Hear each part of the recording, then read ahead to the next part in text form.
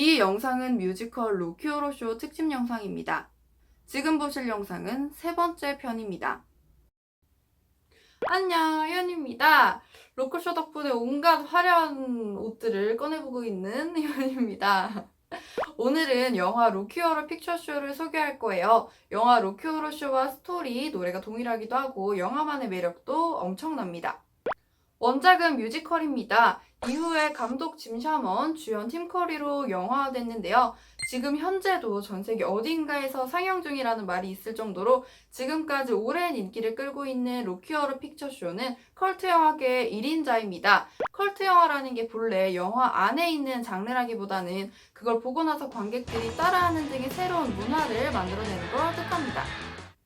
로코쇼의 컬트 문화가 시작된 건 심야 상영관이었습니다.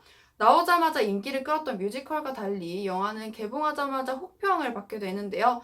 그때 당시에는 이렇게 좀 망해가는 영화들을 심야에 틀었다고 합니다. 그런데 이때 입소문이 나면서 재기에 성공하죠. SF, 호러, 퀘어, 판타지가 섞인 신기한 영화가 있다는 소식에 사람들이 보기 시작하고 입소문이 타면서 재관람을 하기도 하고 극중 인물과 똑같은 복장을 하고서 관람하는 형태도 이어졌다고 합니다. 영화는 파격, 섹시, 화려, 호러, 과감, 끔찍 등의 단어가 떠오릅니다. 트랜스섹슈얼 행성에서 온 외계인들의 성에서 펼쳐지는 이야기인데요. 그중 복장 도착자 양성애자 프랑크포터가 성의 주인이죠. 천둥이 치고 비가 쏟아지던 날, 성에 용감한 인간 커플이 찾아옵니다. 여행을 가던 중 자동차 타이어에 펑크가 났다며 전화를 좀 쓸 수 있겠냐는 자넷과 브렛. 그런데 들어오는 건 자유여도 나갈 땐 마음대로 할 수 없었죠. 프랑크포터, 뭔가 비슷한 이름이 생각나지 않나요? 프랑켄슈타인. 극중 노래에 프랑켄슈타인의 성이라는 단어도 나오는데요.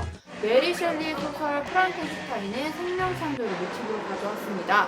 프랑크는 본인의 이상형, 근육질 남자를 탄생시키죠.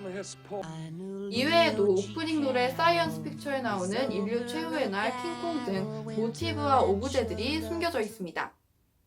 이런 영화들의 단점이자 장점이 문화적인 관점으로 해석해야 된다는 겁니다. 당시 SF적인 감성을 모르면 그냥 지나쳐버리는 거고 알면 얼마든지 이해를 할 수 있는 거죠. 로코쇼에는 이런 요소들이 굉장히 많아요. 모든 씬에 있는 장면들, 노래 가사, 미장센 등 알면 알수록 복잡할 지경이죠. 그 중에서 풍자적인 내용 몇 가지를 소개하도록 하겠습니다. 원래 공포영화를 보면 당시 사회가 어떤 걸 억압했는지 알 수 있는데요. 주로 억압됐었던 대상은 여자, 양성애자, 동성애자, 몬스터, 외계인, 공산주의 등 다양하며 다수는 이런 소수를 없애버리거나 동화시키려고 했습니다. 로키 호러 픽처쇼에서는 외계인과 소수의 성을 앞세웠는데요. 아무래도 자신의 욕망을 솔직하게 표현하는 외계인들이 다수와는 거리가 좀 멀었겠죠. 천지창조, 모나리자, 지구를 들고 있는 아틀라스 등 고전 예술 작품들을 화면 곳곳에 숨겨두면서 영화 이미지와 대조적으로 보여주기도 하고 이런 고전만 예술이 아니라고 비꼬기도 합니다. 자넷과 브래드의 차 안에는 대통령 사임 연설 소식도 흘러나오죠. 또한 당시는 글램락이 쇠퇴하고 펑크가 시작되던 중간 시점이었습니다. 이는 극중 50년대 문화를 상징하는 배달부 에디를 70년대 쾌락주의를 상징하는 프랑큰이 시끄럽다는 이유로 없애버리는 씬에서 표현됐습니다. 성을 찾아온 인간들이 문제를 일으키자 모두 돌로 만들어버리면서 미소 짓는 얼굴이 아프다는 말도 하는데요. 자신의 감정을 숨기고 사는 현대인들을 풍자하기도 했습니다. 영화는 비주얼적으로 굉장히 화려합니다. 비주얼로 성공한 영화들은 수년이 지난 뒤에 봐도 촌스럽지 않은데요. 진한 메이크업, 원색 의상, 프랑큰의 가터벨트의 코르셋 등 의상이 첫 번째, 기괴한 성, 광선검, 실험실 등 무대 세트가 두 번째.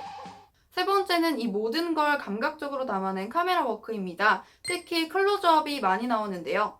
화면 가득 줌을 당기는 걸 익스트림 클로즈업이라고 하는데 주로 인물의 표정을 잡았습니다. 프랑큰이 가장 많이 잡히는데 도덕적 관념도 없고 욕망으로만 가득 찬 캐릭터의 관객들이 놀라기도 하고 동화되기도 합니다. 가끔은 인물들이 관객 쪽으로 시선을 맞추기도 하죠. 로코쇼가 매력적인 가장 큰 이유는 신나는 안무와 노래들입니다.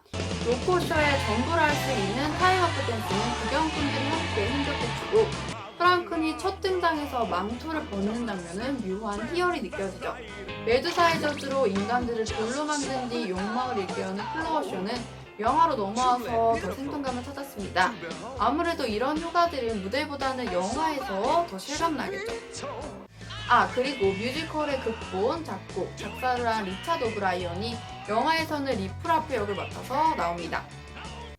뮤지컬의 매력은 순간의 예술이라는 겁니다. 반면 영화는 어느 만큼의 세월이 흘러도 언제나 변함없는 모습을 똑같이 볼 수 있다는 거죠.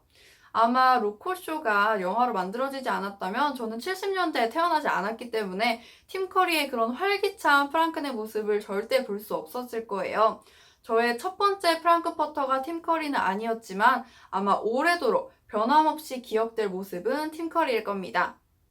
로키 호러 픽처쇼는 독특한 영화입니다. 좋아하는 사람들은 계속 돌려보고 싫어하는 사람들은 끝까지 보지도 않아요. 저는 이게 매력이라고 생각하는데요. 좋아하는 사람들끼리 모여서 새로운 문화를 만들고 따라하고 즐기는 거 너무 멋있지 않나요? 우리는 모두 욕망을 가지고 있지만 그걸 평상시에 프랑크퍼터처럼 드러내고 다니진 않잖아요. 그걸 충족시켜주는 게 로키 호러 픽처쇼입니다. 저에게 이 영화는 에너지를 주는 작품이에요. 언제 어느 장면을 틀어도 인물들은 흥이 나 있죠. 그걸 보다 보면 저도 저절로 신이 나는데요. 여러분들도 인생에서 꼭 한 번쯤은 보셨으면 좋겠습니다. 오늘 제가 준비한 영상은 여기까지고요. 우리는 내일 10시에 다시 만나요. 안녕!